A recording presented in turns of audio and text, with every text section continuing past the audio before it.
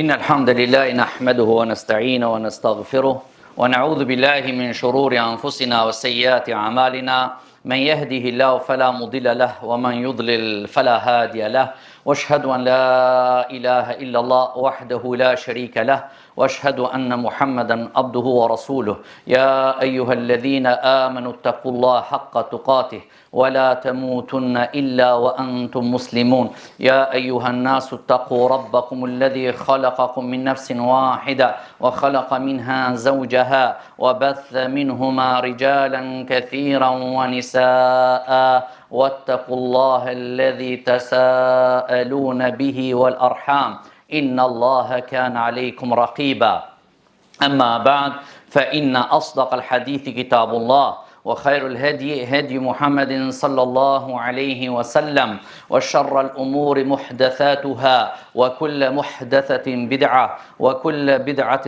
ضلالة وكل ضلالة في النار أما بعد. Allah të nderuar, dunjaja me gjithë pasurinë që posedon, me gjithë pozitat njerëzit që i posedojnë, është e pak ndaj asaj që nesër kur dalmi para Allahut subhanahu wa ta'ala. Kur do dalmi nesër para Allahut subhanahu wa ta'ala dhe do t'i shosh veprat e besimtarve dhe do t'i shosh ata të cilët kanë punuar dhe janë munduar që të arrijnë kënaqësinë e Allahut subhanahu wa ta'ala me një dallim të madh që do të thuash o Zot, a ka mundësi të më kthejsh në dunja që të bëj vepra të mira dhe të posedoj një pozitë të lartë në xhenetin e Allahut subhanahu wa ta'ala. Njerëzit në këtë dunja tentojnë dhe mundohen që të zanë pozita, që të kenë poste të mira, por harojnë se kjo dunja është e përkohshme. Kjo dunja të cila na lodh neve dhe mundohemi të grumbullojmë prej pasurisë, po e harrojmë se është një çast kur të vjen urdhni i Allahut subhanahu wa ta'ala, nuk të lën ti të mendojsh dhe të zgjedhish, a do të jetojsh apo do të dalish prej kësaj dunjaje. Për këtë syri jonë në të jetë si ta fitojmë xhenetin e Allahut, si të fitojmë pozita të larta në xhenetin e Allahut. Në hadith në Sahih Muslim që tregon pejgamberi sallallahu alaihi wasallam që ditën e Kiametit do të vihet një njeri i madh, burr i madh. Në sytë tonë që mendojmë që është shumë i madh dhe është shumë i trash, me shtet, por do të vihet në peshore në ditën e Kiametit. Por në peshorën e ditës Kiametit ki njeri i cili duket në sytë tonë sot i madh. Ai nuk do të ketë pesh në ditën e Kiametit sa fleta e mushkonjës. Kuptuat dunjoja sa është? Sa do qoftë pa marrë parasysh çfarë do pozite të posedosh në këtë dunjë. Në Kiamet ndrojnë peshorët. Peshorët e kësaj dunjoje bien poshtë në ditën e Kiametit. Atë ditë do të vjen, do të kenë peshë të cilat do të peshojnë janë veprat e mira që i ke bë për Allahun subhanahu wa ta'ala. Për këtë Allahu subhanahu wa ta'ala thot në Kur'an: "Wa li kullin darajatun mimma 'amilu, wa ma rabbuka bighafilin amma ya'malun." Allahu subhanahu wa ta'ala thot çdo kujt i përket pozita për ata vepra të cilët i kanë vepruar. Si cilët dhe ta marrë pozitën e vetë, si cilët dhe ta marrë vendin që e meriton, por mimma amilu, atë që ke vepru, prej punëve tuaja që ke bo, duar tuaja dhe kam tuaja. Dhe Allahu subhanahu wa ta'ala thot, Allahu nuk është i pakujdesshëm ndaj atyre veprave ju që veprojni. Allahu din shumë mirë. Allahu i sheh veprat tona. Allahu që na dëgjon. Allahu i di zemrat tona. Për këtë arsye, mimma amilu, prej asaj që keni vepruar, s'ka thonë Allahu subhanahu wa ta'ala prej asaj që keni menduar. Kam mendu se është mirë. Kam mendu që të nisëm të falem. E kam pas plan që t'jap sadaka. isha i mendimit, s'ka. Kjo bje poshtë. Sa Allahu thot për atë që keni vepruar, jo për atë që keni menduar ju. E për këtë arsye, prej nesh kërkohet vepra, prej nesh kërkohet punë, që ne të fitojmë xhenetin e Allahut subhanahu wa ta'ala, se xheneti është shkallë. Xheneti ka kategori. E Allahu subhanahu wa ta'ala është i urtë, Allahu është i drejtë, Allahu gjikon drejt, a njerëzit nuk janë të drejt, njerëzit nuk janë të barabartë, njerëzit ndryshon njeriu prej tjetrit, e si mund atëherë edhe në xhenet të jenë me një pozitë? Kur ata në dunjos kanë konë me një pozitë, nuk i kanë botë të njëjtat vepra, zemra dhe njëti ndoshta kanë ndryshuar. Për këtë arsye, besimtari është që do të marrë shpërblimin sipas veprës ti dhe pozitën që e ka bë. Dikush kujdeset për farzët e Allahut, vetëm farzët i fal, dhe del prej xhamie. Dikush kujdeset për farzët, e bën tesbih, i fal sunetin, del prej xhamie. Po dikush fal farzin, i bën tesbih, fal sunetin dhe ulet bën dhikr në xhami. A janë gjithë këto të barabartë? Nuk janë të barabartë. Do të thotë se ki që i ka falë sunetet do në shpërblim të Allahu. Ai që i ka botë tesbih do në shpërblim të Allahu. Ai që bën istighfar dhe ulet xhami dhe lexon Kur'an do në shpërblim të Allahu. Dhe ki njeri do të marrë pozitën më të lartë. Ki njeri do të ngritet në xhenetin e Allahut subhanahu wa ta'ala sipas sakrificës, mundit dhe veprave nafile që janë ti që mendon të punosh dhe mundohesh. Kjo jo vetëm kaç në xhenet, po kjo fillon para se të him xhenet. Edhe në momentin kur ne do të dalim, pa dhe që do të pritet llogaria, ku dielli do jetë mbi kokat tona, ata të cilët kanë bërë vepra të mira, ata të cilët kanë shtuar veprat nafile, ata të cilët kanë sakrifikuar, ata do të kenë më lehtë edhe atë ditë dielli kur do jetë mbi kokat tona. Keni dëgjuar hadith të pejgamberit sallallahu alaihi wasallam që dikush do ta mlojë gjersët të ri në zogin e kamës, e dikant të rin mes, e dikant të rin gjoks, e dikant të rin gojë. Pse? Ai i cili ka shtu veprat e mira, ai i cili është munduar në çdo vepër të mirë të ketë hise, të ketë pjesë, të morë pjesë në aktivitet, ai ndoshta do të jesë edhe në ditë ku gjersët na mlojnë do të ketë një në fund kamëve, jo një në mes. Vetëm kaq? Jo, por para asaj, pas kësaj, do të vjen ura e siratit. Ai i cili ka bos vepra të mira, edhe urën e siratit do ta kalon më shpejt. Vetëm kaq? Jo, po do të minë xhenet. Kur ti në xhenet, tona xheneti është shkallë. Ai i cili ka bos vepra të mira, ai që i ka shtu nafilet, veprat vullnetare, ai do të jetë shkallë më të larta. Vetëm kaq? Jo, marr. Po si ti në xhenet, si ti në shkallë xhenetit, pastaj ka dhoma. Edhe ai do të dallot dhoma prej dhomës. Ke pa ndonjëherë në restorant, janë disa musafir në përdarsma, tavolina të caktuara, jo, kjo e miqve është, s'ban më ul këtu. Kjo është e qeveritarëve kjo tavolinë. Kjo është e tregtarëve. Kjo është si cilën e kanë dalë pozita. Apo, edhe pse këto janë pozita të dunjës. Edhe ti nëse të vën me një pozitë tjetër, e nin vetëm pak si keq, si siklet, pse s'm vun sa rendin e parë, pse nuk më ulën tavolinën e parë. Ke një lloj sikleti. E para mendon në xhenetin e Allahut subhanahu wa taala do të ngritesh në shkallë, në pozitë sipas sakrificës që e kina bënë në këtë dunjë, që jemi munduar që ta fitojmë razin dhe kënaqësinë e Allahut subhanahu wa taala. Po e dini hadithin e pejgamberit sallallahu alaihi wasallam që në urën e siratit dikush do ta ketë dritën si kodra. E dikush do ketë pak më të vogël, e dikush si hurma, e dikush sikur gishti i vogël i kamës do t'i bën dritë, me mujt me kalu urën e siratit. A është e barabartë me pas një dritë të madhe edhe me pas një dritë të vogël rrugës natën? Cila është më e mirë? Dritat normale bëjnë dritë më shumë apo lehtë? Ja Allah, kjerave kena qef që bëjmë dritat ma të mira, qomë natën ma mirë. Apo investojmë, shpenzojmë.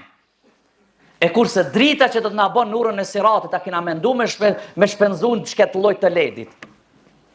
Që në urën e Siratit të na bën dritë, të bëhet si kodra që të kalojnë në shpejt, që mos të binë arrujnë në Zot në zjarmin e xhehenemit. Hadithi pejgamberit alayhi salatu wassalam, që të është Sahih Muslim, që pejgamberi alayhi salatu wassalam na tregon këtë hadith që njeriu një therr apo diçka më e lartë se therra e dëmton, prej therr ka fillu e të lartë, thot Allahu subhanahu wa taala, vetëm se këtij personit ja ngrit shkallët xhenet, pozitën, dhe i fshihet një mëkat. Do thot, në xhenet pas ka pozita, pas ka shkallë, që ne duhet të hulumtojmë, të mundojmë, që të fitojmë çdo shkallë të larta në xhenetin e Allahut subhanahu wa taala.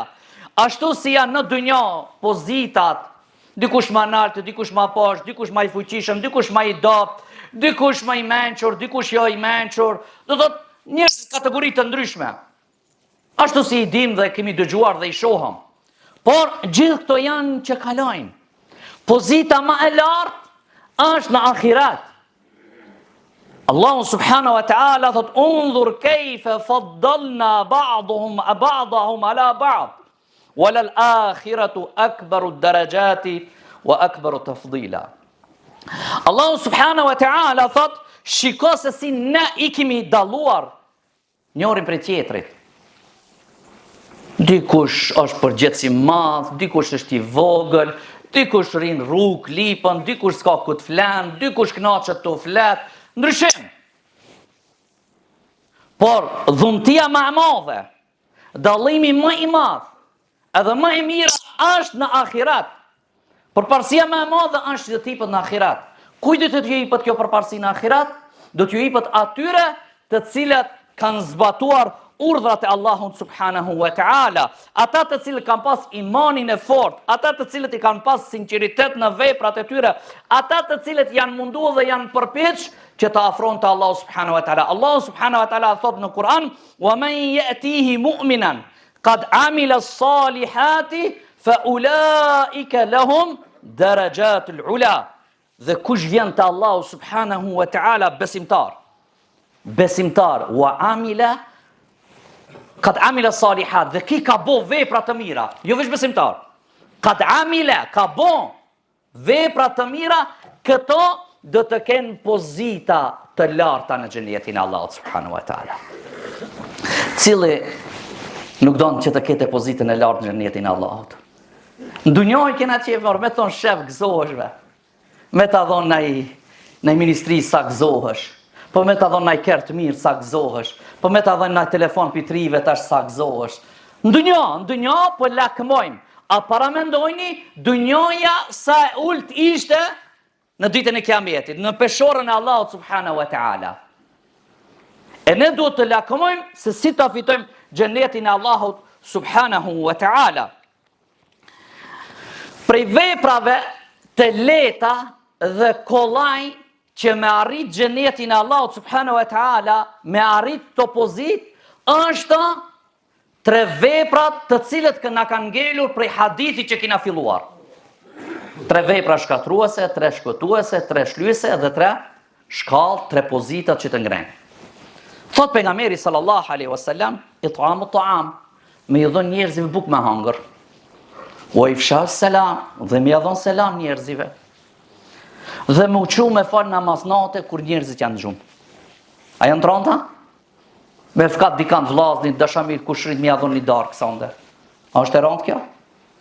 Do molla, do portokallat që të kesh ushqim me hangër. Me I thon dikuj selamu aleikum, del prej xhamie, apo e zatek në rrugë, apo në shkollë, apo në qendër tregtare, me I thon dikujt, a është rëndë me I thon selam dikujt? Nuk është rëndë. Do thotë shumë lehtë.